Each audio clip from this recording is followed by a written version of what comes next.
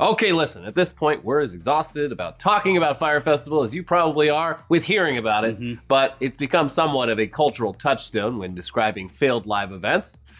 Before Fire Festival, there was DashCon with its sad little ball pit sitting in an empty warehouse, and before DashCon, there were plenty of other live event failures, depending on which extremes you want to take things to. Woodstock 99, real bad. Benghazi. Lots of bad live events. Ooh. So yeah, while it's easy to call this past weekend's Fortnite Live the Fire Festival of live gaming events, we're going to nestle it a bit closer to DashCon as far as these things go and try our best not to say the word fire, the F word, for the rest of this episode. But boy, was Fortnite Live apparently something to behold. Now you're probably wondering, what the hell is Fortnite Live and why haven't I, the savvy gamer, heard about such an event considering that Fortnite is such a massive property? It seems like a Fortnite festival would be something that people would at least be tangentially aware of regardless of whether or not you'd be interested in attending. Surely a festival based around one of the biggest games in the world would have months of hype building leading up to its debut. Yeah, where's the video with the announcer voice guy being calling all epic gamers? I don't know. Fortnite Fest needs your help. Well, it turns out that when something is popular, that's an opportunity. And companies are going to try to use that popularity and that opportunity to make themselves a quick buck. Now, whether that's copying slogans in addition to just straight up stealing designs for bootleg merch, or taking things a few hundred steps further and creating a festival based on something as popular as Fortnite, this type of unofficial or unauthorized or too hot for TV, it happens all the time. And this past weekend over in the UK at the Norfolk Arena, a completely unlicensed, unendorsed, and unauthorized Fortnite event took place. That's great. Uncensored. Yeah. I mean, you can already see, like, there's books at the checkout line that are like, unauthorized Fortnite strategy guide and stuff like that. Top 10 jokes for Fortnite fans. There's a Fortnite joke book out there, and someone posted screenshots of it to some subreddit a while back, and it was, whew. Yeah, I mean, and you could also just go to any, like, one of those Teespring or T-shirt sites or whatever, and it's just like, until we get a DMCA takedown, here's some Fortnite bootleg merch. Yeah. Now, it's fair to say that to the average gamer above the age of, I don't know, 15 or so, you'd probably double check in all of the proper ways to see whether or not this thing was legit. But for the younger kids and their parents, the branding on this seemed pretty on the level. And it was actually titled Fortnite Live, with no variation on the name and nothing that would obviously indicate that this wasn't an official event put on by Epic Games. It had the same logos, the same style of branding, and the description for the event, put on by a company called Exciting Events, made it seem like it was something that you wouldn't want to miss if you were a young fan of this game. But, as you could have already guessed, the event was a complete disaster with a pitiful setup, long lines, and crying children who just learned their first life lesson. If it sounds too good to be true, it probably is. Also, it's a good reason to do your homework. Yeah. In all aspects of life, not just at school. Just, yeah, do all the homework. On the event page where you could purchase tickets for £20, it described itself as follows. The Fortnite event of the year, with live games playing throughout the day, dance battles to end all battles, challenges, crazy competitions, awesome activities, screens of your favorite YouTubers playing nonstop, and of course, shopping, and so much more. Don't miss this fantastic 2-day event in which you can floss till you drop, down a chug jug, and chill out in our YouTube lounge. And much more, I'm sure.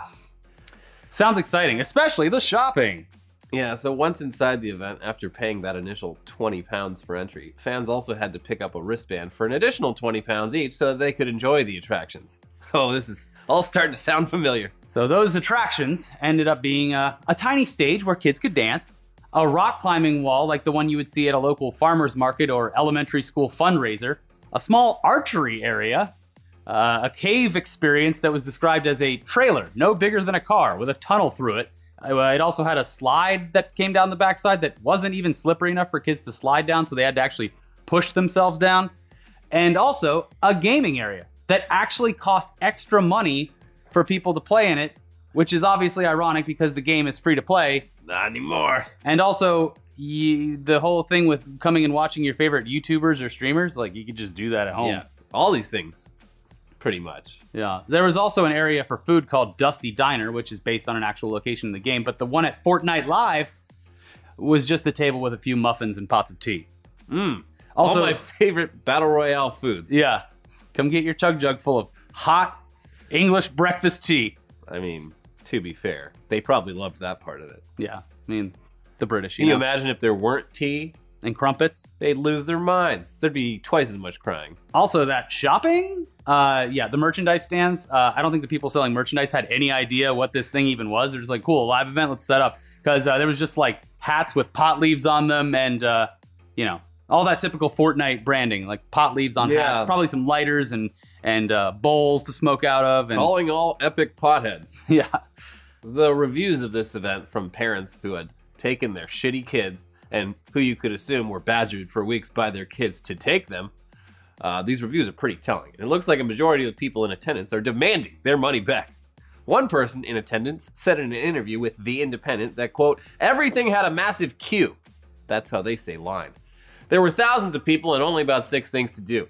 Adding that their son was miserable, he was really upset. As a parent, it's quite hard to pick them up from that. There were children upset everywhere. There was not a single person who seemed to be happy about what they saw. This sounds awesome. The mom continued, it was horrendous. It seems like they're not taking any responsibility for it. It's just depressing, really. I felt like they were just trying to capitalize on something that was popular and just scam people. And I would venture to say that she's right. Another parent who was interviewed said, for me, the big disappointment was the lack of entertainment and the dreary look of the place. There was really nothing to do there, and the things that were there were of a poor standard for the money we spent. A lot of the things were either not open or just completely not there. My children love Fortnite, and after half an hour, they were disappointed and wanted to leave. I'm starting to think this is like this is a psyop by the local teachers union or whatever they have over there. It's like, these damn kids are always playing Fortnite. How do we make Fortnite as lame as possible? Well, I got a plan. Yeah. There was like a flyer for the event that had all these things listed on it and certain times and stuff, and apparently a lot of that didn't happen at all, and we got a DashCon on our hands. Just get in the ball pit. Yeah. The Fortnite ball pit. You all love it. My favorite part about Fortnite is the ball pit. Yeah, and exactly. And the archery. And the archery. And the rock climbing. So, yeah, this is all in addition to the fact that because of the popularity of the game and the lack of attractions, the lines to do anything were apparently extremely long, with some people saying that they'd waited 45 minutes just to have their kids climb that shitty rock wall that you see at a goddamn church fiesta. You know what would have been great, actually, is if, like, they tricked these kids into building houses for the homeless. Yeah. Yeah, they're like, here's... Jimmy Carter should change the name of Habitat for Humanity to Fortnite Festival. Yeah, exactly. And then you get all these kids, they're like, it's just like in the game, you get to build things. Yeah. Why don't you build the coolest end game fort that you could think of? This is a good idea. Yeah, we got to pivot. This is a good scam. Yeah. The positive scam. Yeah. The uplifting scam. Scamming for a cause. Ethicalscams.com. It's fun. Anyway, yeah, one woman who spoke to The Guardian said of the event, my kids spent most of the day in queues. Adding, Fortnite is all about hunting people down and killing them. I felt like doing that to the people who organized it. Oh, I like this mom. Yeah. For their part, the event organizers are apparently giving out refunds on the tickets, but not the wristbands. They got you. And they're doing it on a case-by-case basis. It could take years. They do insist that, quote, there are a lot of people who have told me they had a fantastic time and their kids have thoroughly enjoyed it. Nope, you're lying. Yeah, and that was also posted on a Facebook page for the event, which is now deleted entirely. Yeah. And there was a trailer for this event, but that was deleted before I got a chance to see it. And I can only imagine what the trailer showed off. But we're going to play Fortnite on Pablo Escobar's private island. It's going to be great. Emily Ratajkowski is going to be there. Blippi's going to be there. Everyone, all the kids' favorite entertainer, Blippy, he'll be there. Is he going to poop? I mean, if we could, we found the Blippy video, so someone's got to be able to find this Fortnite live. Also, trailer. that Blippy video, Streisand effect, guys, it's all over Twitter. And Twitter, YouTube is on their game when it comes to like DMCA takedowns. Yeah. Twitter, not too concerned about it. Yeah, I completely avoided that entire thread. I was just like, yeah, I'm not going to click any of these buttons or do anything. How about you don't post this in direct replies to to us? To us. Yeah. So, thanks. Going forward. Anyways, in other gaming news, not Fortnite Live related, it looks like the recent war for the gaming digital storefront has already suffered its first major casualty as the Razer Game Store will officially close down on February 28th, just 10 months after it first opened. This is being attributed to the company's realignment plans. I didn't know this was a thing. Same. Luckily, though, for users, the game store, they just sold keys for use on other platforms like Steam and Uplay. Oh. So users who bought digital copies of games, they won't lose access to those titles because they were never really Razers in the first place. And anything also that was pre-ordered, it'll be fulfilled. This is all according to their FAQ on the subject. Apparently, the whole point of the Razer Game Store was to offer fans of their products discounts on those products and then discounts on games by earning credits through various purchases in the storefront. So I'd imagine you buy a mouse, you get some credits, you get a discount on a game. It's a loyalty program. But there's only so many Razer products you can own, and aside from new releases, the deals that you'd get being a loyal customer, they probably weren't even as good as something you'd get on sale at Steam or GOG, or, you know, might end up getting for free on Epic Game Service. Well, if you buy the game from Razer, does it change all the colors? Yeah, it makes it all like lime green and loud. It's just like a hideous rainbow Skittles explosion. And at this point, they probably just give you a free phone. Take this phone, please. Either way, Razer Game Store, it's done. Bury it, mark its grave, and let's all wait for the next death of gaming in 2019, because it's been a brutal year already, and there's probably more coming. But let's talk about things that are here. Elliot, tell me about the Civ expansion and why it's any good. Sid Meier's Civilization 6 recently released its, I believe, second major expansion. Can't think of the name right now, but it's all about like global warming and shit, and it's great. It's great. It's a good game. And you still playing with Spool and Eric? Yeah, we got a game going. Nice. Gathering Storm, that's what it's called. Yeah, it's if you like grand strategy, it's pretty much the one. So. Yeah. And you bought it day of.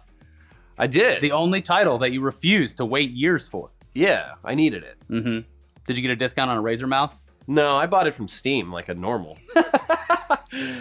So I got to try Anthem. I got that Premier Access thing. Full disclosure, got a free code from EA. So all of this, grain of salt. It's fun to play, but there's a lot of problems. I still don't know what it is. It's Destiny 3, third-person mode. Okay. And people are going to give me shit about that. But when you're actually playing the game and fighting enemies, it's a lot of fun. The gunplay is a lot of fun. A lot of problems, a lot of audio issues. My fiance and we were playing with Kevin Pereira. They upgraded javelins and the game completely crashed and couldn't reopen. We had to like work for an hour to find a fix for that. And apparently I'm getting close to the end game content because I played for like 15 hours and then that's it? That's question mark? Really? Yeah. Oof. Well, hey. But the good news is if you get the Premier thing, apparently they give you like 1,000 Apex coins.